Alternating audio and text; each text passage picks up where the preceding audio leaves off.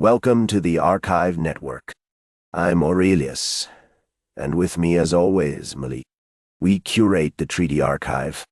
Today we open a new file, Camp David Accords.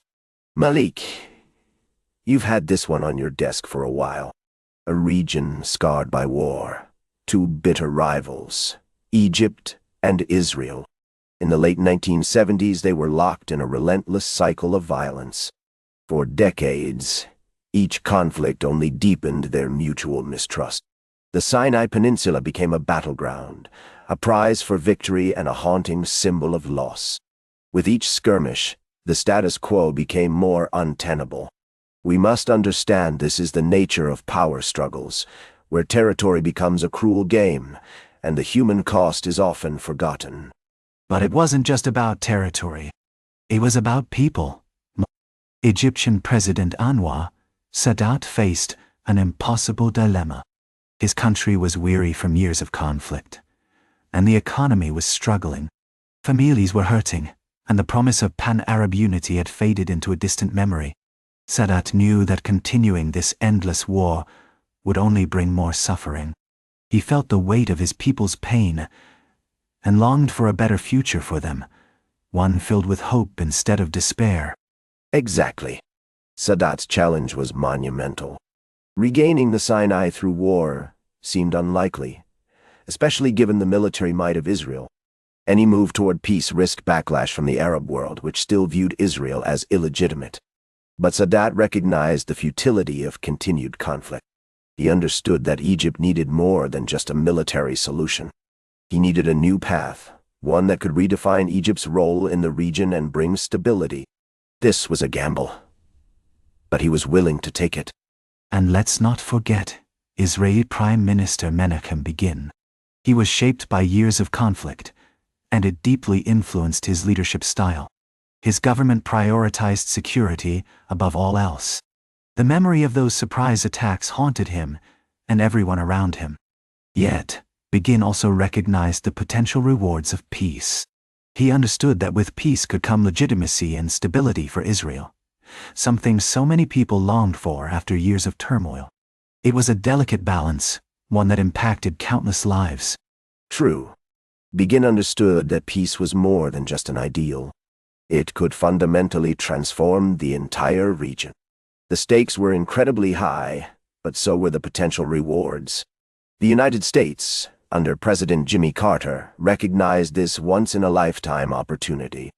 A breakthrough in negotiations could stabilize the Middle East and effectively limit Soviet influence. We had a chance to reshape alliances and create a lasting impact. This was not just a diplomatic mission. It was a strategic necessity. Carter's vision wasn't just about geopolitics.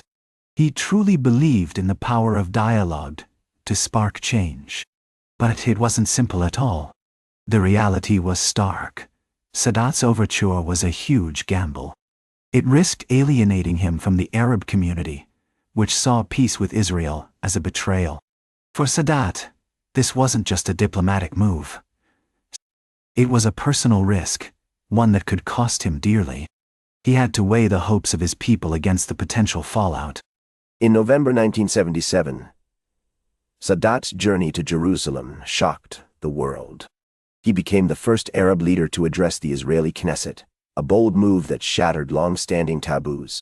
We can see how this act stirred the pot. The reactions were mixed. Some hailed him as a visionary, a brave man willing to take risks for peace. Others, however, labeled him a traitor. It's a reminder that in politics, the line between hero and villain is often blurred. And that's where the human element really comes in. Sadat's visit pushed both sides to face the tough reality of peace. But it wasn't just about wanting to get along. Egypt insisted on the full return of Sinai, while Israel sought solid security guarantees. And let's not forget the Palestinian issue, which was looming larger than ever, threatening to derail any agreement.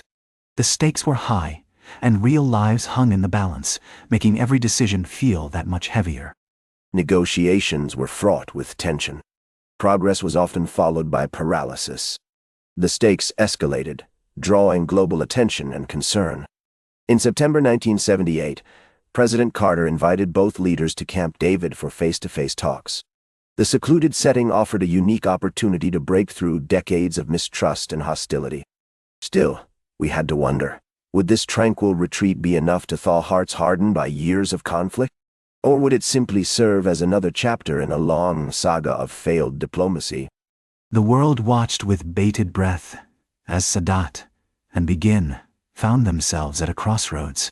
They had a rare chance to shift the narrative and change the lives of millions.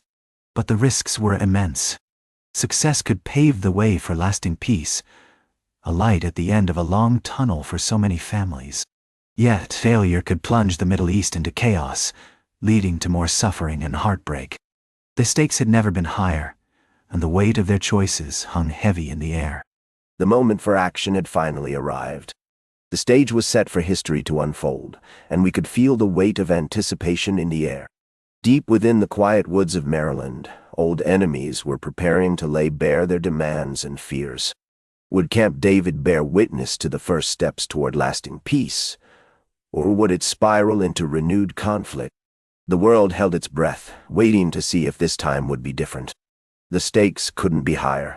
It's striking how fast emotions can rise during negotiations. The walls of Camp David could feel like a safe haven for these leaders, or they could close in like a prison. Their shared history was heavy, filled with painful memories that seemed to hang in the air. It made me wonder, could they really rise above their past? Could they find a way to connect as people, not just as representatives of their nations?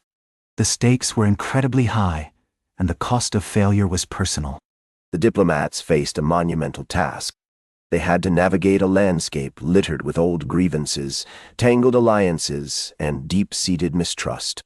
History often rewards those who dare to act, though. Camp David could change everything, but only if they could see beyond their fears.